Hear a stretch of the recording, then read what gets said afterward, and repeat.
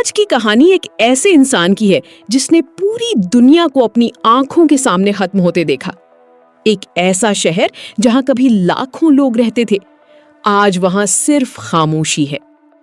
एक ऐसा साइंसदान जो 5 साल से अकेला जिंदा है, और एक ऐसा वायरस जिसने इंसानों को खौफनाक मखलूक में तब्दील कर दिया। लेकिन सवाल ये है, क्या वाकई वो आखिरी इंसान है, या फिर इस वीरान दुनिया में अभी भी कोई राज जिंदा है? और अगर पूरी इंसानियत खत्म हो चुकी है, तो वो रोज किसके लिए इलाज बनाने की कोशिश कर रहा है?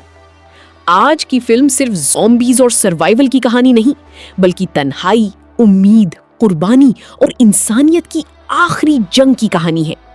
तो वीडियो को आखिर तक जरूर देखें, क्योंकि जैसे जैसे कहानी आगे बढ़ेगी, हर नया राज पिछले राज से भी ज्यादा चौंका देने वाला होगा। और यकीन माने, फिल्म का आखिरी मोड़ आपकी पूरी सोच बदल कर रख देगा। फिल्म का नाम है आई एम लेजेंड।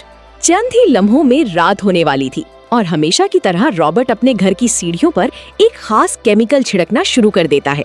फिर वो हर खिड़की और दरवाजे को मोटी लोहे की प्लेटों से मुकम्मल तौर पर बंद कर देता है। ऐसा लगता है जैसे वो किसी खौफनाक चीज से खुद को बचाने की आखिरी कोशिश कर रहा हो। लेकिन आखिर वो किस चीज से डरता है? इस सवाल का जवाब हमें 5 साल पीछे ले जाता है, जब एक खतरनाक वायरस पूरी दुनिया में फैल गया था। इस वायरस ने जमीन पर मौजूद 99% इंसानों को खत्म कर दिया था, जबकि जो लोग बच गए थे वो एक खौफनाक मखलूक में तब्दील हो चुके थे, जिन्हें डार्क सीकर्स कहा जाता था। ये आम ज़ॉम्बीज नहीं थे, ये सोच सकती थी, मंसूबा बना सकती थी और एक दूसरे से राब्ता भी रखती थी। बस इनकी एक कमजोरी थी, सूरज की रोशनी। दिन की रोशनी इनके लिए जहर जैसी थी, इसीलिए ये सिर्फ रात के अंधेरे में बाहर निकलती और अपनी दहशत फैलाती थी। और अब पूरी दुनिया में सिर्फ एक इंसान बाकी बचा है, रॉबर्ट नेविल। एक ऐसा आदमी जो अपनी वफादार कुत्ती सैम के साथ इस खामोश और वीरान दुनिया में जिंदा रहने की जंग लड़ रहा है। आज भी रॉबर्ट अपनी मर्सिडीज गाड़ी में न्यूयॉर्क की सुनसान सड़कों पर घूम रहा था। उसके पास खाने का जखीरा तकरीबन खत्म हो चुका था, इसलिए वो शिकार की तलाश में निकला था। अचानक उसकी नजर हिरनों की झुंड पर पड़ती है।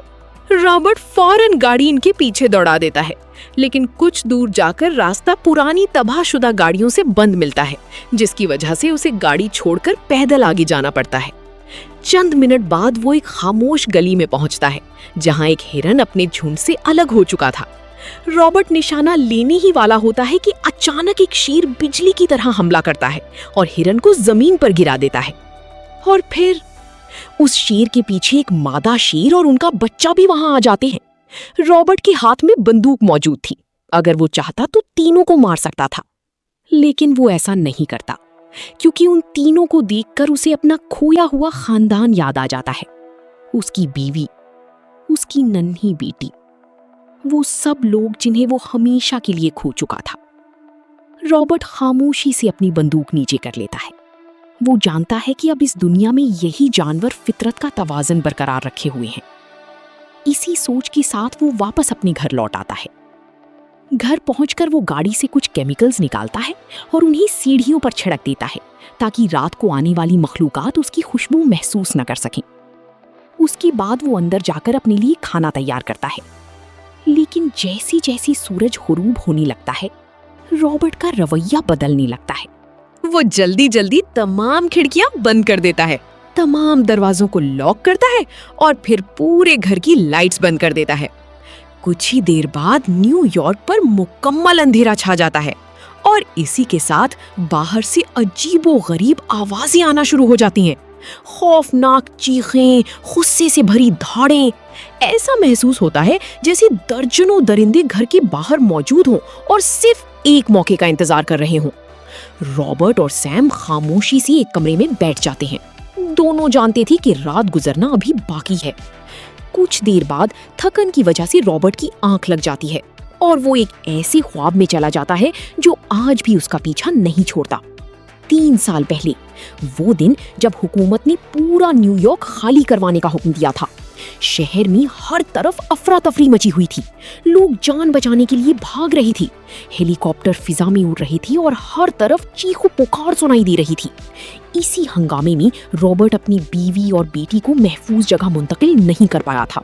बाद में वो भी इस वायरस का शिकार हो गई और यही वो जख्म है जो आज तक रॉबर्ट के दिल में जिंदा है। वो अब भी खुद को उनकी मौत का जिम्मेदार समझता है। अचानक उसकी आंख खुल जाती है। रात गुजर चुकी थी, बाहर दोबारा खामोशी छा चुकी थी।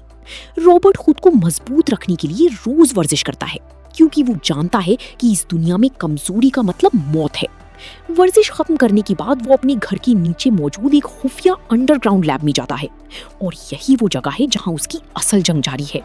क्योंकि रॉबर्ट सिर्फ जिंदा नहीं रह रहा, वो पूरी इंसानियत को वापस लाने की कोशिश कर रहा है। असल में रॉबर्ट एक साइंसदान है और वो इस वायरस का इलाज तलाश कर रहा है। सबसे हैरान कुन बात ये है कि वो खुद इस वायरस से महफूज है। उसके जिस्म पर इस वायरस का कोई असर नहीं हुआ, इसीलिए वो अपने खून को इस्तेमाल करते हुए एक वैक्सीन तैयार कर रहा था। एक ऐसी वैक्सीन जो शायद पूरी दुनिया को बचा सकती थी।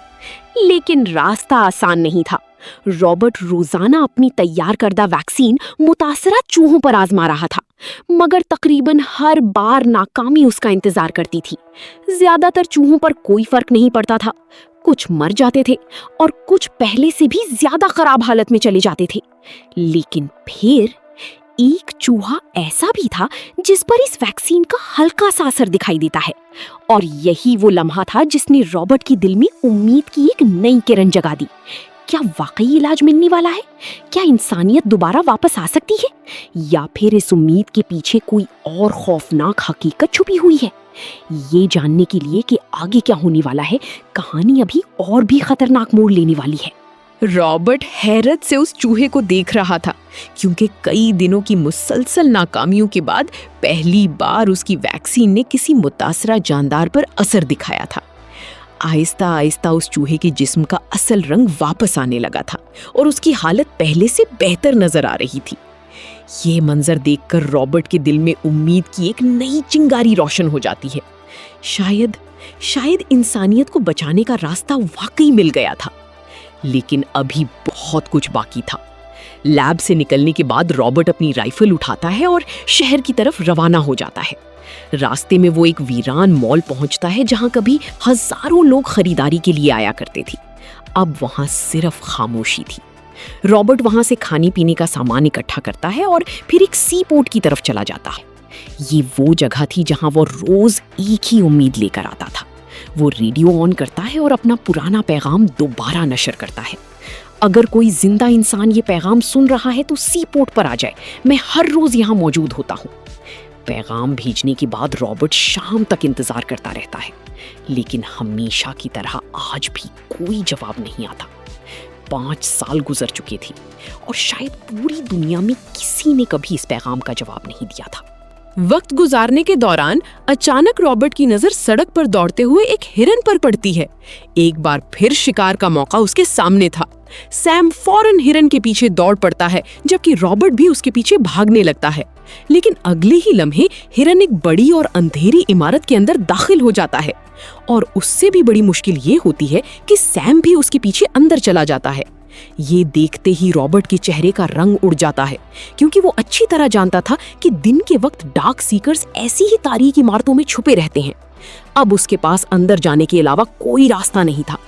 रॉबर्ट आहिस्ता आहिस्ता टॉर्च की रोशनी में इमारत के अंदर बढ़ने लगता है। हर तरफ खौफनाक खामोशी थी और इस खामोशी के दरमियान अजीब सी आवाजें गूंज रही थीं।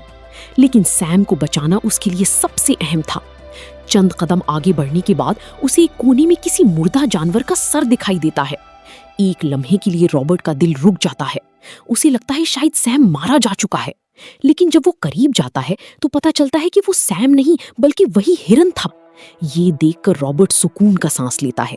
वो मजीद अंदर बढ़ता है और फिर एक ऐसा मंजर देखता है जो उसके होश उड़ा देता है। एक तारीक कमरे में दर्जनों डार्क सीकर्स एक साथ खड़े थे, खामोश, बेहरकत, जैसे किसी अजीब नींद में हो। रॉबर्ट फौरन अपनी टॉर्च को हाथ से ढांप लेता है ताकि रोशनी उन तक ना पहुंच सके। खुशकिस्मती से तमाम डार्क सीकर्स का रुख दीवार की तरफ था, इसलिए उन्हें रॉबर्ट की मौजूदगी का एहसास नहीं होता और वो बाल बाल बच जाता है। यहाँ एक सवाल पैदा होता है, अगर ये मखलूक सिर्फ जानवरों जैसी होती तो क्या वो इस तरह एक जगह जमा होकर खड़ी रहती, या फिर उनके अंदर अब भी इंसानों जैसी कोई सोच बाकी थी? ये राज अभी खुलना बाकी था। रॉबर्ट खामोशी से वहां से निकलता है और एक दूसरे कमरे में दाखिल होता है। वहां उसे सैम एक मेज के नीचे कांपता हुआ छुपा मिलता है। रॉबर्ट फौरन उसके पास पहुंचता है और उसे बाहर चलने का इशारा देता है, लेकिन सैम हरकत तक नहीं करता। उसकी नजरें मुसलसल अंधेरी की एक कोने पर जमी हुई थीं, जैसे वो वहां कुछ देख रहा हो। रॉबर्ट आहिस्ता से टॉर्च उस तरफ करता है और अगले ही लम्हे उसका सामना एक छुपे हुए डार्क सीकर से हो जाता है। वो मखलूक बिजली की रफ्तार से उस पर झपटती है, लेकिन रॉबर्ट भी तैयार था। वो फौरन फायरिंग करता है। गोलियों की बारिश में वो डार्क सीकर वहीं ढेर हो जाता है। लेकिन मसला अब शुरू हुआ था, क्योंकि फायरिंग की आवाज पूरी इमारत में गूंज चुकी थी। और अब तमाम डार्क सीकर्स जाग चुके थे। अगले ही लम्हे दर्जनों डार्क सीकर्स रॉबर्ट की तरफ दौड़ पड़ते हैं। रॉबर्ट फौरन सैम को भागने का हुक्म देता है। सैम एक छोटे सुराख से बाहर निकल जाता है, लेकिन रॉबर्ट इतना खुशकिस्मत नहीं था। एक डार्क सीकर उसे पकड़ लेता है। मौत सिर्फ चंद इंच दूर थी। तभी रॉबर्ट पूरी ताकत से खिड़की तोड़ता है और सीधा बाहर छलांग लगा देता है। जैसे ही डार्क सीकर धूप में आता है, उसकी जिल्द बुरी तरह जलने लगती है। वो दर्द से चीखता है और चंद लम्हों में मर जाता है। रॉबर्ट और सैम एक बार फिर मौत के मुंह में वापस आ चुके थे। लेकिन हैरानकुन बात यह है कि रॉबर्ट वहां से फौरन नहीं जाता, क्योंकि उसके जहन में एक और प्लान चल रहा था। अगर उसे अपनी वैक्सीन कामयाब बनानी थी तो उसे एक जिंदा डार्क सीकर चाहिए था। इसीलिए वो इमारत के दरवाजे पर एक खतरनाक जाल बिछाता है। बतौर चारा वो मुर्दा डार्क सीकर की लाश रख देता है, फिर उसे स्याह कपड़े से ढांप देता है और सबसे अहम बात, वो उस पर अपने खून के चंद कतरे गिरा देता है। रॉबर्ट जानता था कि डार्क सीकर्स उसकी खुशबू को पहचानते हैं। उसका अंदाजा बिल्कुल दुरुस्त साबित होता है। कुछ ही देर बाद एक डार्क सीकर जाल में फंस जाता है, लेकिन फिर एक अजीब बात होती है। इमारत के अंदर मौजूद एक और डार्क सीकर अपने साथी को बचाने के लिए आगे आता है। वो गुस्से से रॉबर्ट को घूरता है, लेकिन सूरज की रोशनी की वजह से बाहर नहीं निकल सकता। कुछ लम्हे वो रॉबर्ट को देखता रहता है और फिर वापस अंधेरे में चला जाता है। ये लम्हा बहुत अहम था, क्योंकि पहली बार ऐसा लग रहा था जैसे डार्क सीकर सिर्फ वहशी मखलूक नहीं, बल्कि एक दूसरे की फिक्र भी करते हैं। इस रात रॉबर्ट पकड़े गए डार्क सीकर को अपनी लैब में ले आता है। वो एक खातून डार्क सीकर थी और उसके जिस्म पर तितली का एक टैटू बना हुआ था। रॉबर्ट उसे ताकतवर दवा देकर बेहोश रखता है, फिर पूरी उम्मीद के साथ अपनी तैयार करदा वैक्सीन उसके जिस्म में इंजेक्ट करता है। कुछ लम्हों तक वो बेचैनी से नतीजे का इंतजार करता रहता है, लेकिन एक बार फिर मायूसी उसका इस्तकबाल करती है। वैक्सीन का उस पर कोई असर नहीं होता। रॉबर्ट शदीद मायूस हो जाता है। उसे लगता है शायद वो फिर नाकाम हो गया है। अगली सुबह वो दोबारा रोजमर्रा की मामूलात शुरू करता है। रेडियो पर पैगाम नशर करता है, सी पोर्ट पर जाकर घंटों किसी जिंदा इंसान का इंतजार करता है। लेकिन जब वो शाम को वापस घर लौटने लगता है तो अचानक एक अजीब चीज उसकी नजर में आती है। सड़क के बीच एक आदमी खड़ा था। रॉबर्ट चौंक जाता है। 5 साल में उसने पहली बार किसी इंसान को देखा था। वो फौरन गाड़ी उस तरफ मोड़ता है, लेकिन करीब पहुंचने पर हकीकत सामने आती है। वो कोई इंसान नहीं था, बल्कि एक डमी थी, एक बेजान पुतला। मगर असल मसला ये नहीं था। असल मसला ये था कि रॉबर्ट ने उस डमी को पहले कभी वहां नहीं देखा था। तो फिर उसे यहाँ किसने रखा? क्या वाकई कोई और इंसान जिंदा है, या फिर कोई और चीज रॉबर्ट को देख रही है? ये सवाल अभी जवाब मांग रहा था। रॉबर्ट एहतियात से आगे बढ़ता है। पहले दूर से फायर करके चेक करता है कि कहीं कोई खतरा तो नहीं। जब सब कुछ नॉर्मल लगता है तो वो आहिस्ता आहिस्ता डमी के करीब पहुंचने लगता है।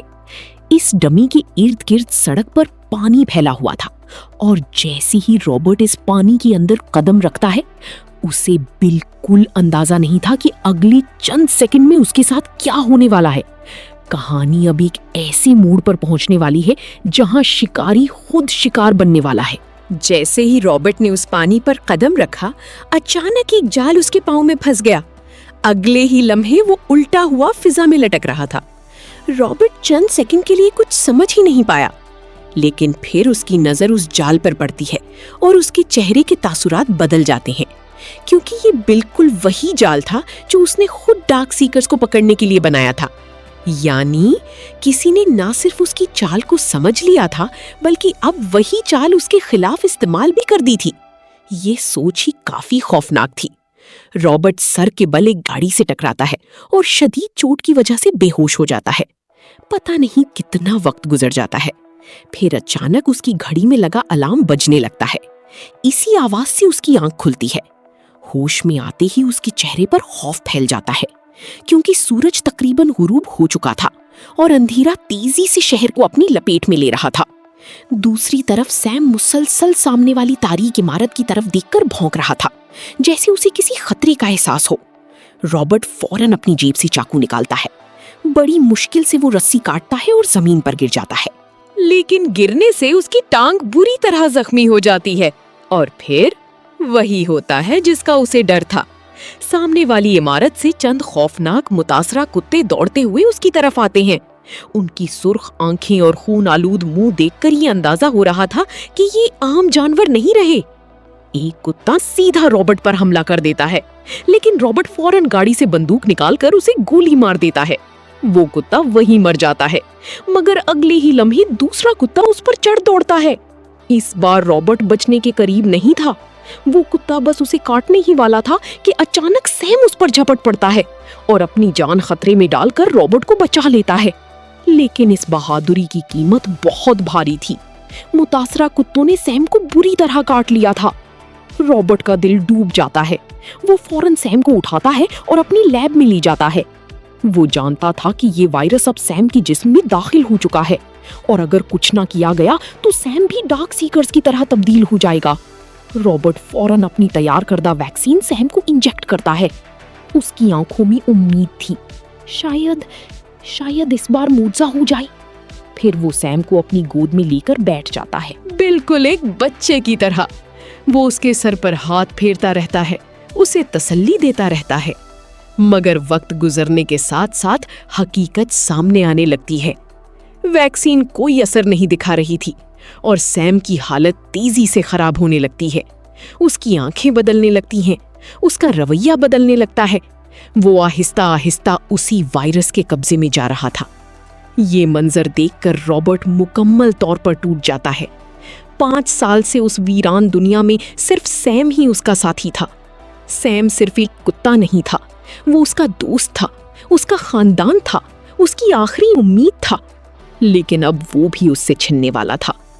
रॉबर्ट जानता था कि अगर वायरस मुकम्मल तौर पर काबज हो गया तो सैम नाकाबिले शिनाख्त बन जाएगा और वो अपने दोस्त को इस अजियत में तड़पते नहीं देख सकता था। कांपते हुए हाथों के साथ, नम आंखों के साथ वो एक इंतहाई तकलीफदेह फैसला करता है और अपने सबसे वफादार साथी को हमेशा के लिए आजाद कर देता है। ये लम्हा रॉबर्ट की जिंदगी का सबसे दर्दनाक लम्हा था। अगली सुबह वो खामोशी से सैम को दफन करता है। उसकी कब्र के सामने बैठकर बहुत देर तक रोता रहता है। अब उसके पास खोने के लिए कुछ नहीं बचा था और यही चीज उसे पहले से ज्यादा खतरनाक बना देती है। डार्क सीकर्स के खिलाफ उसके दिल में नफरत और गुस्सा इंतहा पर पहुंच चुका था। इसी रात वो घर वापस नहीं जाता, क्योंकि अब उसे सिर्फ एक चीज चाहिए थी, बदला। और इस बदले के लिए वो एक इंतहाई खतरनाक प्लान बनाता है। रॉबर्ट सीधा सी पोर्ट पहुंच जाता है और अंधेरा होने का इंतजार करने लगता है। कुछ देर बाद दर्जनों डार्क सीकर्स वहां पहुंच जाते हैं। वो एक अकेले इंसान को बैठा देखकर फौरन उसकी तरफ दौड़ते हैं, लेकिन अचानक उनके पीछे तेज रोशनी चमकती है और तब हकीकत सामने आती है। वो इंसान रॉबर्ट नहीं था, बल्कि एक डमी थी। असल रॉबर्ट अपनी गाड़ी के अंदर छुपा बैठा था। गुस्से से पागल हो चुका रॉबर्ट गाड़ी पूरी रफ्तार से डार्क सीकर्स पर चढ़ा देता है। कई डार्क सीकर्स उसकी गाड़ी के नीचे आ जाते हैं, लेकिन दुश्मनों की तादाद बहुत ज्यादा थी। चंद ही लम्हों में दर्जनों डार्क सीकर्स गाड़ी पर टूट पड़ते हैं। वो गाड़ी को उलट देते हैं और गाड़ी समंदर के किनारे लुढ़क जाती है। बस एक धक्का और गाड़ी सीधी पानी में गिर सकती थी। रॉबर्ट अंदर बुरी तरह जख्मी हो चुका था। वो बमुश्किल सांस ले पा रहा था। इसी दौरान एक खौफनाक डार्क सीकर आहिस्ता आहिस्ता उसकी तरफ बढ़ने लगता है। उसकी आंखों में सिर्फ कत्ल की भूख थी। रॉबर्ट तकरीबन बेबस हो चुका था और ऐसा लग रहा था कि अब सब कुछ खत्म होने वाला है। लेकिन फिर अचानक एक तेज रोशनी पूरे इलाके में फैल जाती है। तमाम डार्क सीकर्स परेशान हो जाती हैं और फौरन वहां से भाग जाती हैं। रॉबर्ट हैरान रह जाता है, उसे समझ नहीं आता कि ये क्या हुआ। तब उसे पता चलता है कि किसी ने उसकी जान बचाई है, एक नामालूम औरत। वो फौरन रॉबर्ट को अपनी गाड़ी में डालती है और वहां से ले जाती है। रास्ते में वो पूछती है, तुम कहाँ रहते हो? शदीद दर्द में मुब्तला रॉबर्ट मुश्किल से अपना एड्रेस बताता है। उसके बाद वो बेहोश हो जाता है। जब दोबारा आंख खुलती है तो वो अपने ही घर में मौजूद होता है। सुबह हो चुकी थी और उसकी पांव की गहरी जख्म पर किसी ने टांकी भी लगा दी थी। रॉबर्ट अभी ये सब समझने की कोशिश कर ही रहा था कि अचानक किचन से बर्तन गिरने की आवाज आती है। फौरन उसका हाथ बंदूक की तरफ जाता है। वो एहतियात से किचन की तरफ बढ़ता है और वहां पहुंचकर रुक जाता है। सामने वही औरत खड़ी थी जिसने पिछली रात उसकी जान बचाई थी और उसके साथ एक छोटा लड़का भी मौजूद था। ये मंजर देखकर रॉबर्ट बंदूक नीचे कर देता है। 5 साल बाद पहली बार उसे अपने अलावा कोई जिंदा इंसान नजर आया था। रॉबर्ट पूछता है, तुम लोग कौन हो और यहाँ कैसे पहुंची? औरत जवाब देती है, मेरा नाम ऐना है और ये एथन है। हम मेरीलैंड से आए हैं। फिर वो कहती है, हमने तुम्हारा रेडियो मैसेज सुना था। कल दोपहर हम सी पोर्ट भी पहुंच गए थे और तुम्हारा इंतजार कर रहे थे, लेकिन हमें अंदाजा नहीं था कि तुम इस हालत में मिलोगी। ये सुनकर रॉबर्ट हैरान रह जाता है। 5 साल बाद किसी ने उसके पैगाम का जवाब दिया था, लेकिन असल हैरत अभी बाकी थी। ऐना उसे बताती है कि वो वर्मोंट जा रहे हैं। पहाड़ों के दरमियान एक महफूज जगह मौजूद है जहां बहुत सी जिंदा बच जाने वाली लोग अब भी रह रही हैं। ये सुनकर रॉबर्ट फौरन इनकार कर देता है। वो कहता है, ऐसा कोई महफूज मकाम नहीं है और ना ही कोई और इंसान बाकी बचा है। लेकिन ऐना अपनी बात पर कायम रहती है। वो बार बार समझाने की कोशिश करती है कि वाकई एक सेफ जोन मौजूद है।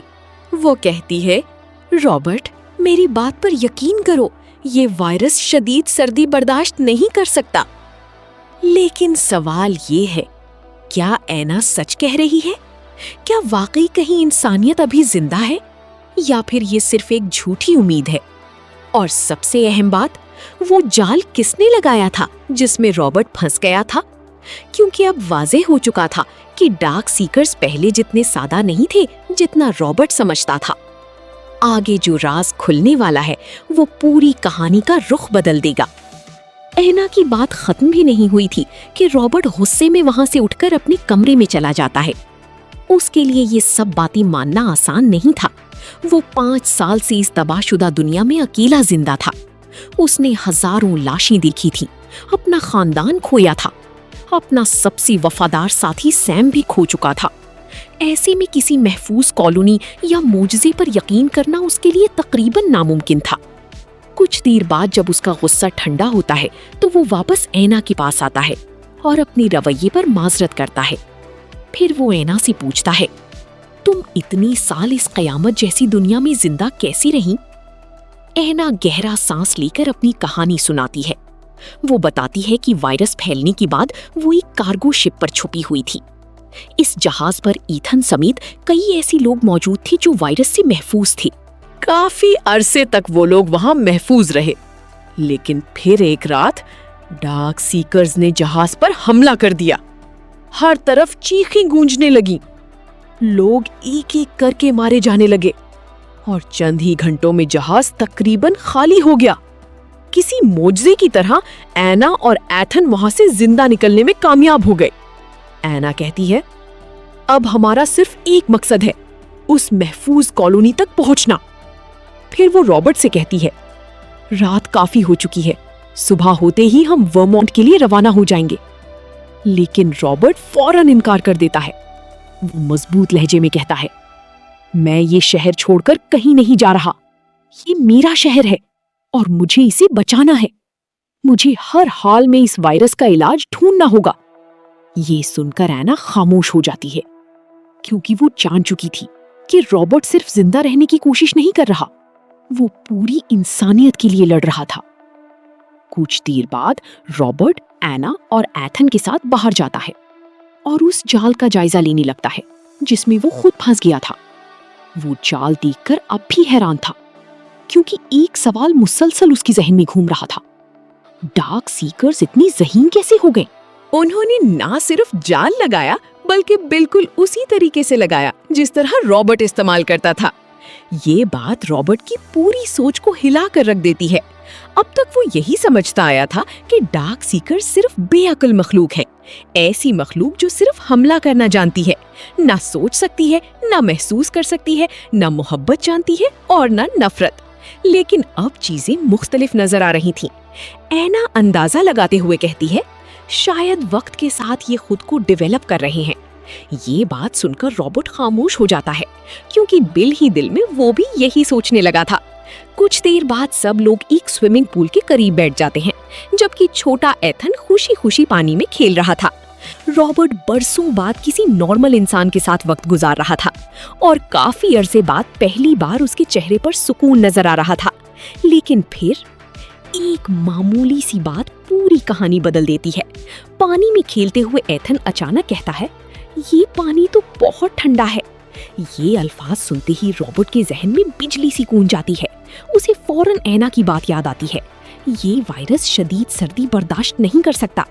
अगले ही लम्हे रॉबर्ट दौड़ता हुआ अपनी लैब की तरफ जाता है और उस खातून डार्क सीकर के पास पहुंचता है जिसे उसने कैद कर रखा था। वो उसे बर्फ के टुकड़ों पर लिटा देता है, उसके जिस्म का दर्जा हरारत कम करना शुरू करता है और फिर अपनी नई वैक्सीन इंजेक्ट करता है। इस बार उसकी आंखों में पहले से ज्यादा उम्मीद थी। शायद यही मिसिंग पीस था, शायद यही राज था जिसे वो इतने सालों से नजरअंदाज कर रहा था। इसी दौरान ऐना भी लैब में पहुंच जाती है। वो दीवारों पर लगी दर्जनों तस्वीर देखकर चौंक जाती है। हर तस्वीर किसी न किसी डार्क सीक्रेट की थी। ऐना परेशानी से पूछती है, इन सब के साथ क्या हुआ? रॉबर्ट खामोश हो जाता है, फिर आहिस्ता से जवाब देता है, मैं इन्हें इलाज आजमाने के लिए यहाँ लाया था, लेकिन कोई भी जिंदा नहीं बच सका। ये सुनकर ऐना के चेहरे का रंग बदल जाता है। उसे एहसास होता है कि रॉबर्ट कितने खतरनाक तजुर्बात कर चुका है। देखते ही देखते शाम हो जाती है। रॉबर्ट एथन को अपनी मरहूम बेटी के कमरे में सुला देता है और फिर हमेशा की तरह रात की तैयारी शुरू कर देता है। खिड़कियां बंद, दरवाजे बंद, लोहे की प्लेटें लॉक, सब कुछ मामूल के मुताबिक था। लेकिन आज रात मुख्तलिफ थी, क्योंकि आज इस घर में पहली बार दूसरे इंसान भी मौजूद थे। अंधेरा होने से पहले ऐना एक बार फिर रॉबर्ट से कहती है, काश तुम भी हमारे साथ इस कॉलोनी चलते। रॉबर्ट झुंझलाकर पूछता है, आखिर तुम्हें इतना यकीन कैसे है कि वो जगह वाकई मौजूद है? तुम्हें ये सब किसने बताया? ऐना इस बार इंतहाई पुरसुकून आवाज में जवाब देती है, खुदा ने। रॉबर्ट खामोशी से उसे देखने लगता है। ऐना कहती है, जो कुछ इस दुनिया में हो रहा है सब किसी वजह से हो रहा है। उसी ने मुझे तुम्हारा रेडियो ऑन करने पर मजबूर किया, उसी ने मुझे सही वक्त पर तुम तक पहुंचाया। अगर मैं ना आती तो शायद तुम आज जिंदा ना होते। फिर वो नर्म लहजे में कहती है, अगर तुम अपने दिल को पुरसुकून करोगी तो तुम भी उसकी आवाज सुन सकोगी, वो तुम्हें रास्ता दिखाएगा। लेकिन ये बात रॉबर्ट को मजीद गुस्सा दिला देती है। उसकी आंखों में बरसों का दर्द जमा हो जाता है। वो सख्त लहजे में जवाब देता है, खुदा? अगर खुदा मौजूद होता तो मेरी बीवी जिंदा होती, मेरी बेटी जिंदा होती, सैम जिंदा होता। ये सब किसी खुदा ने नहीं किया, ये इंसानों की अपनी गलती थी। और अगर इंसानियत को बचाना है तो हमें खुद अपनी गलती दुरुस्त करनी होगी। रॉबर्ट की बात अभी खत्म भी नहीं हुई थी कि अचानक धड़ाम, बाहर से जोरदार टक्कर की आवाज आती है। फिर एक और आवाज, और फिर एक और। पूरा घर लरजने लगता है। रॉबर्ट के चेहरे का रंग फौरन उड़ जाता है। उसके जहन में अचानक एक खौफनाक ख्याल आता है।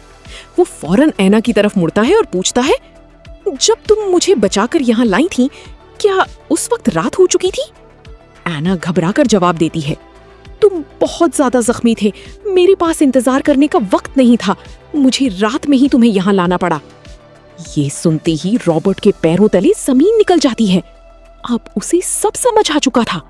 डार्क सीकर्स ने ऐना का पीछा किया था और इसी तरह वो उसके घर तक पहुंच गए थे।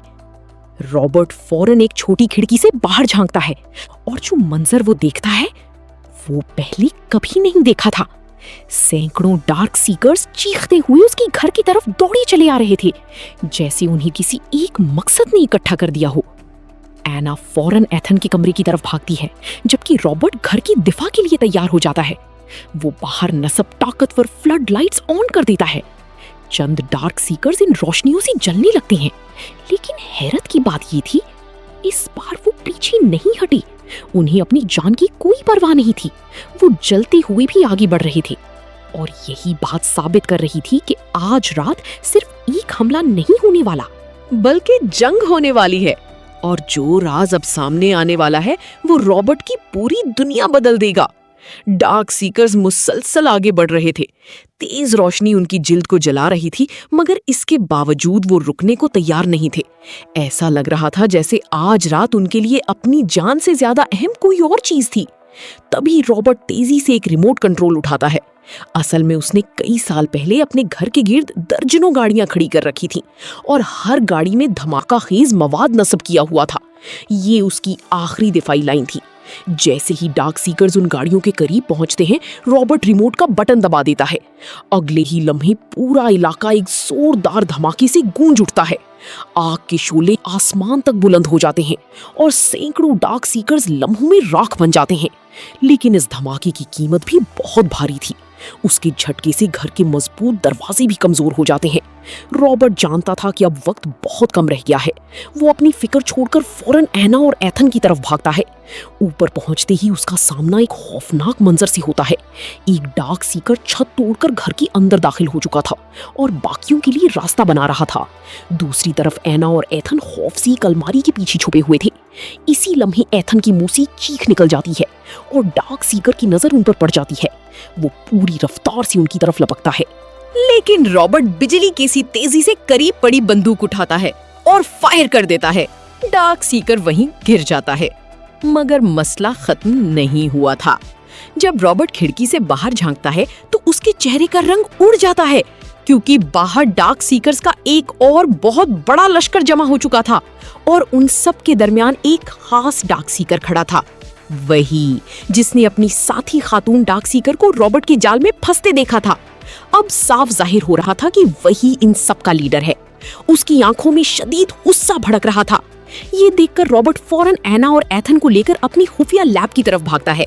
वो तहखाने में मौजूद लैब का दरवाजा मजबूती से बंद कर देता है, लेकिन अंदर पहुंचकर उसे एक हैरानकुन चीज नजर आती है। उसकी नई वैक्सीन वाकई काम कर रही थी।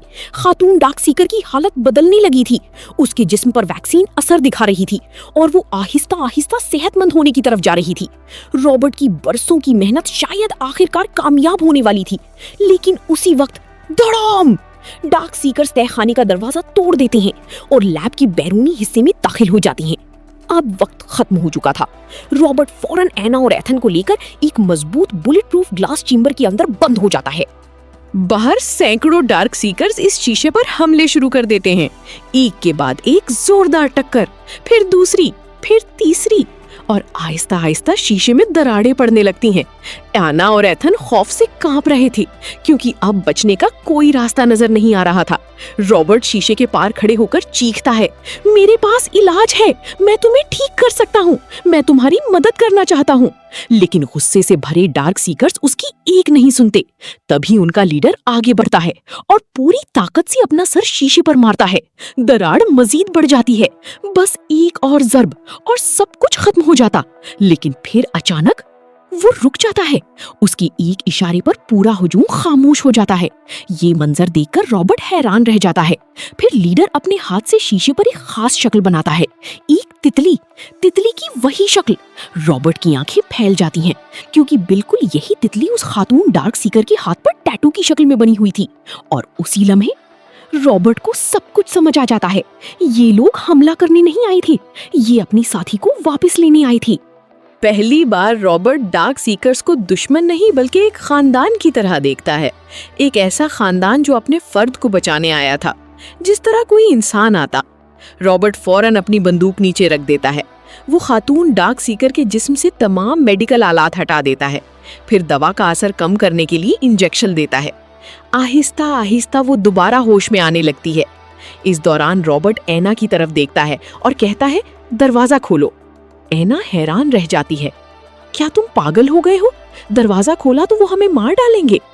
लेकिन रॉबर्ट उसकी आंखों में देखकर निहायत पुरसुकून आवाज में कहता है, मुझ पर भरोसा करो। एना कांपते हाथों से दरवाजा खोल देती है। रॉबर्ट इंतहाई एहतियात से खातून डार्क सीकर को उसके साथियों के हवाले कर देता है। चंद लम्हों के लिए मुकम्मल खामोशी छा जाती है और इसी खामोशी में रॉबर्ट के अंदर एक तल्ख हकीकत जन्म लेती है। वो समझ जाता है कि ये मखलूक बेअक्ल राक्षस नहीं थी। ये अब भी सोच सकती थी, मोहब्बत कर सकती थी, अपनों के लिए लड़ सकती थी और दर्द महसूस कर सकती थी। फर्क सिर्फ इतना था कि वो इंसानों से मुख्तलिफ शक्ल इख्तियार कर चुकी थी, लेकिन जज्बात अब भी बाकी थे। तब रॉबर्ट को एहसास होता है कि इनकी नजर में असल मॉन्स्टर कौन था। वो खुद, क्योंकि बरसों से वो इनके लोगों को पकड़ रहा था, उन्हें कैद कर रहा था और तजर्बात के दौरान मार रहा था। वो खुद को इंसानियत का निजात दहिंदा समझता रहा, लेकिन उनकी नजर में वो एक जालिम शिकारी था। ये सोचकर रॉबर्ट के दिल पर बोझ सा आ जाता है। उसे अपने अमाल पर गहरा पछतावा होता है। वो दिल ही दिल में उनसे माफी मांगता है और शायद डार्क सीकर्स का लीडर भी ये बात समझ जाता है, क्योंकि वो रॉबर्ट को नुकसान नहीं पहुंचाता। वो अपनी साथी को साथ लेता है और खामोशी से वापस चला जाता है। बाकी तमाम डार्क सीकर्स भी उसके पीछे रवाना हो जाते हैं। कुछ ही लम्हों बाद लैब दोबारा खामोश हो जाती है। रॉबर्ट काफी देर तक वहीं खड़ा रहता है। वो पहले वाला रॉबर्ट नहीं रहा था। उसकी सोच बदल चुकी थी, उसकी दुनिया बदल चुकी थी। अब उसे समझ आ चुका था कि जिंदा रहने का मतलब सिर्फ दुश्मनों को मारना नहीं होता, बल्कि दूसरों को समझना भी होता है, चाहे वो कितनी ही मुख्तलिफ क्यों ना हो। इसके बाद रॉबर्ट एना और एथन के साथ एक नई सफर की तैयारी करता है। इस बार मकसद सिर्फ जिंदा रहना नहीं था, बल्कि बाकी बच जाने वाले इंसानों को तलाश करना था और शायद एक नई शुरुआत करना भी। इसी उम्मीद के साथ रॉबर्ट, एना और एथन तबाहशुदा दुनिया को पीछे छोड़ते हुए आगे बढ़ जाते हैं। और यूं ये जज्बात, तन्हाई, कुर्बानी और उम्मीद से भरपूर कहानी अपने इख्तिताम तक पहुंचती है। लेकिन इस फिल्म का सबसे बड़ा सबक यही था, कभी-कभी जिसे हम मॉन्स्टर समझते हैं, उसकी कहानी हमारी सोच से कहीं ज्यादा मुख्तलिफ होती है। अगर रिव्यूज और रेटिंग्स की बात की जाए तो आई एम लेजेंड को ऑडियंस और क्रिटिक्स दोनों की तरफ से काफी अच्छा रिस्पांस मिला। रॉटन टोमेटोज पर इस फिल्म का टोमेटो मीटर 68% फ्रेश है, जबकि ऑडियंस स्कोर भी तकरीबन 68% है। IMDb पर यूजर्स ने इसे 7.2 आउट ऑफ 10 की स्ट्रॉन्ग रेटिंग दी और मेटाक्रिटिक पर इसका स्कोर 65 आउट ऑफ 100 है। यानी ओवरऑल ये फिल्म एक सॉलिड, एंगेजिंग और emotionally powerful sci-fi horror thriller मानी जाती है। क्रिटिक्स के मुताबिक फिल्म की सबसे बड़ी ताकत विल स्मिथ की परफॉर्मेंस है। पूरी फिल्म में ज्यादातर सीन्स में वो अकेला नजर आता है, लेकिन अपनी एक्टिंग से वो लोनलीनेस, पेन, फियर और होप सब कुछ ऑडियंस को फील करवा देता है। खास तौर पर अबैंडन्ड न्यूयॉर्क का माहौल इतना ईरी और रियल लगता है कि व्यूअर खुद को भी उस वीरान शहर का हिस्सा महसूस करने लगता है। रॉजर ईबर्ट जैसे क्रिटिक्स ने भी फिल्म की opening scenes, deserted Manhattan, Robert और उसके डॉग सैम की इमोशनल बॉन्ड को मेमोरेबल कहा। उनके मुताबिक फिल्म रन टाइम के दौरान ऑडियंस को इंगेज रखती है, अगरचे बाद में कुछ लॉजिकल क्वेश्चन जहन में आते हैं। लेकिन फिल्म परफेक्ट नहीं है। काफी रिव्यूअर्स का कहना था कि डार्क सीकर्स की CGI आज के हिसाब से डेटेड महसूस होती है और थिएट्रिकल एंडिंग कुछ लोगों को रश्ड लगी।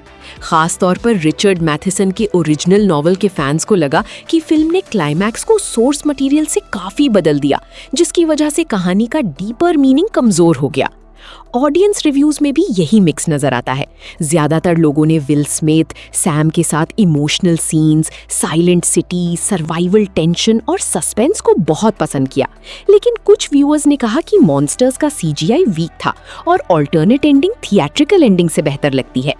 ओवरऑल आई एम लेजेंड एक ऐसी फिल्म है जो सिर्फ ज़ॉम्बी सर्वाइवल स्टोरी नहीं, बल्कि लोनलीनेस, लॉस, होप और ह्यूमैनिटी के बारे में भी बात करती है। अगर आप पोस्ट अपोकलिप्टिक, साई-फाई हॉरर और इमोशनल सर्वाइवल स्टोरीज पसंद करते हैं तो ये फिल्म जरूर वॉच करने वाली है। मेरी तरफ से आई एम लेजेंड को रेटिंग मिलती है 7.5 आउट ऑफ 10, क्योंकि फिल्म का इमोशनल इम्पैक्ट, विल स्मिथ की एक्टिंग और अबैंडन न्यूयॉर्क का एटमॉस्फेयर आज भी स्ट्रॉन्ग है। बस CGI और एंडिंग इसे मास्टरपीस बनने से थोड़ा रोक देते हैं। तो दोस्तों, ये थी आई एम लेजेंड की पूरी कहानी।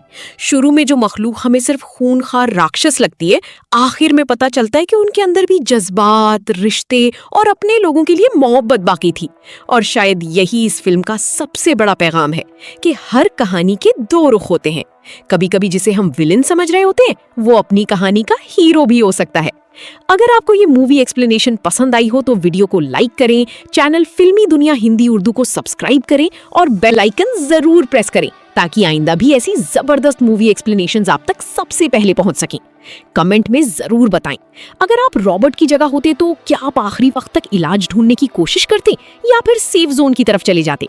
मिलते हैं अगली दिलचस्प और माइंड ब्लोइंग कहानी के साथ। तब तक अपना ख्याल रखें और याद रखें, उम्मीद खत्म हो जाए तो इंसान हार जाता है, लेकिन जब तक उम्मीद बाकी हो तब तक कहानी खत्म नहीं होती।